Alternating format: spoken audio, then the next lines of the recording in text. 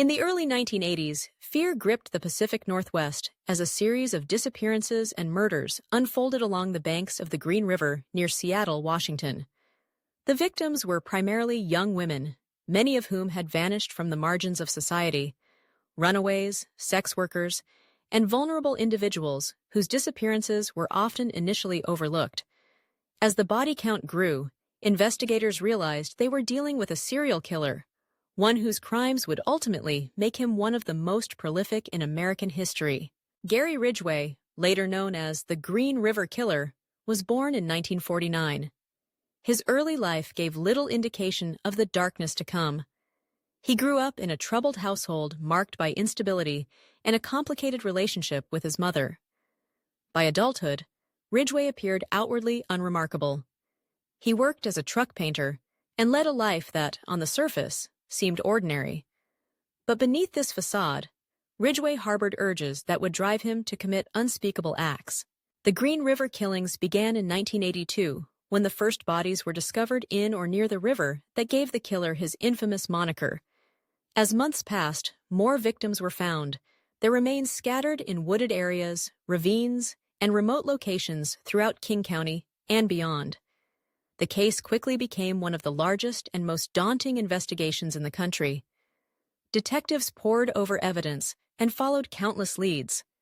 But for years, the killer remained a shadowy figure, seemingly always one step ahead. Ridgway's methods were chillingly methodical. He lured his victims with promises of money or rides, then attacked them, often strangling them before disposing of their bodies in secluded spots. His ability to blend into the community helped him evade suspicion for decades. As police struggled to find answers, the toll of missing and murdered women continued to rise, casting a long shadow over the region. It wasn't until advances in DNA technology in the late 1990s and early 2000s that the breakthrough investigators desperately needed finally arrived. Evidence collected from several crime scenes was tested using new forensic techniques, and the results pointed to Gary Ridgway. In 2001, nearly 2 decades after the first murders, Ridgway was arrested. The community was stunned to learn that the quiet, seemingly average man was responsible for so much death and suffering. During his subsequent confession, Ridgway revealed the extent of his crimes. He admitted to killing at least 49 women, but later claimed the actual number could be much higher, possibly exceeding 70 victims. His confessions were chillingly matter-of-fact, devoid of visible remorse or emotion. As part of a plea deal to avoid the death penalty, Ridgway cooperated with authorities, providing details about the murders and the locations of his victims' remains. This cooperation brought some measure of closure to families who had waited years for answers, though many questions would never be fully resolved. The impact of Ridgway's crimes extended far beyond the immediate loss of life. He exploited the vulnerabilities of his victims, many of whom had already faced hardship and marginalization. The slow pace of the investigation and the challenges of identifying and locating the missing underscored systemic issues in how law enforcement and society at large responded to crimes against those on the fringes. Even after his conviction, Ridgway's story continued to evolve. In September 2024, at the age of 76, Ridgway was mysteriously moved from the Washington State Penitentiary in Walla Walla to the King County Jail. The reasons for this transfer were initially unclear, prompting speculation and renewed attention from the media and public. Recently unsealed court documents have since revealed the motive behind this unusual move. Ridgway claimed he could help investigators locate the remains of additional victims.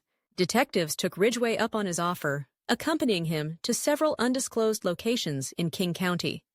Whether any new remains were found as a result of his cooperation remains a closely guarded secret. Law enforcement officials have stated only that the cases involved are still open, leaving families and the public to wonder if more answers might yet emerge. The revelation that Ridgway was willing to assist investigators, even decades after his arrest and conviction, reflects the ongoing complexity of cases like his. For some, it's a sign of hope, a chance that more families might finally learn the fate of their loved ones.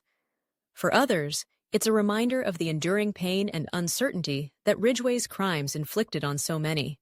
Today, Ridgway remains incarcerated, serving life sentences for his crimes. His legacy is a grim one, casting a long and dark shadow over the history of American crime. The Green River Killer case stands as a testament to the resilience of investigators who refused to give up, the advances in forensic science that ultimately brought a killer to justice, and the enduring grief of those whose lives were forever changed by his actions. As the story continues to unfold, the Green River Killer case serves as a sobering reminder of the importance of vigilance, compassion, and unwavering commitment in the pursuit of justice.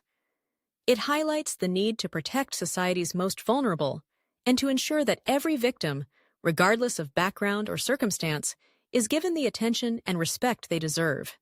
The investigation's twists and turns, from the initial discovery of bodies to Ridgway's recent offers of cooperation, illustrate both the challenges and the possibilities inherent in seeking the truth.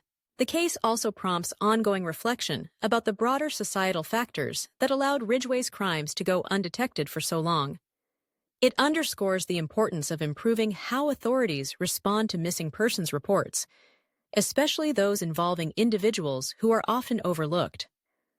The lessons learned from the Green River Killer investigation have influenced how law enforcement agencies approach serial crimes, evidence collection, and the use of emerging technologies. For the families of Ridgway's victims, the pain of loss remains. Some have found a measure of closure in the knowledge that the man responsible has been held accountable, while others continue to hope for answers that may never come.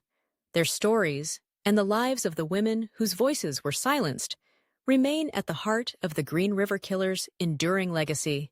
As new details emerge and cold cases are revisited, the hope persists that every victim will eventually be found and every family given the answers they deserve. The Green River Killer's chapter in American criminal history may be written, but the quest for truth and justice continues, a testament to the enduring strength of the human spirit in the face of unimaginable tragedy.